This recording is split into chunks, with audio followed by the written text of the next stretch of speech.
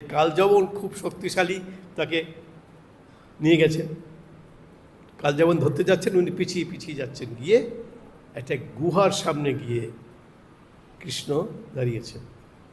কালযবন ভাবছেন এই তো পেয়ে গেছে, এবার হাতের কাছে ধরতে গেছেন, তখন তিনি গুহার মধ্যে ঢুকে গেছেন কৃষ্ণ। আর এই বাটা তো মাথা মোটা, জানে না যে কৃষ্ণ সব জানেন, তো সব জায়গার ইতিহাস, নারী নক্ষত্র সব কৃষ্ণের জানা আছে। কালযবন ঢুকে গেছে ওখানে, ঢুকে গিয়ে কৃষ্ণকে আর খুঁজে পাচ্ছেন না।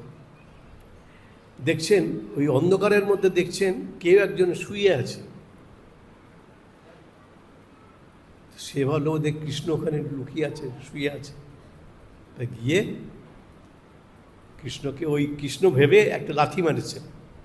লাথি মারাতে যাকে ভেবেছেন শুয়ে আছে সে তো উঠে পড়েছে।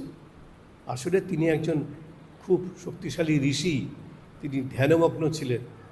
কালযবন গীতা এটা কৃষ্ণ জানতেন যে ওইখানে নিয়ে যাব এবং লাথি মারবে, তারপরে ওর যা করার ওই উনিই করে দেবেন, আমার কিছু করতে হবে না। লাথি মেরেছে।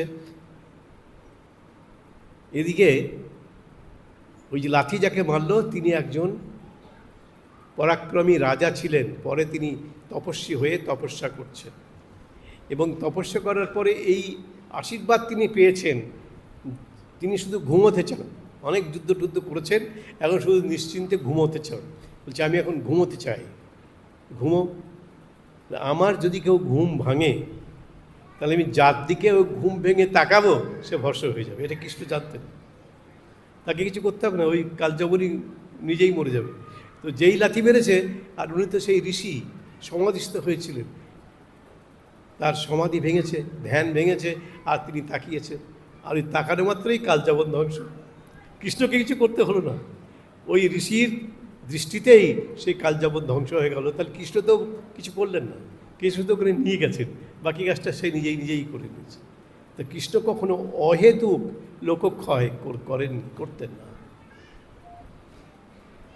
কত বলবো, কৃষ্ণের কথা তো শেষ হয় না, আমাদের তো শেষ করতে হবে কৃষ্ণের কথা। তো কৃষ্ণের কথা কখনো শেষ হবে না আমাদের, অনন্তকাল ধরে আমরা কথা বলতে পারি, কৃষ্ণের কথা কখনো শেষ হবে না। এত প্রিয় চরিত্র আমাদের। দেখবেন একটু আগেই এখানে গান হচ্ছিল, এখানটাতে বসে বসে শ্যামনাম সংকীর্তন হচ্ছিল। আমাদের একটি ছোট ছেলে, ওই ওটা কী বলে, মন্দিরা খঞ্জনি, সে বাজাচ্ছে, কি সুন্দর মিষ্টি আওয়াজ।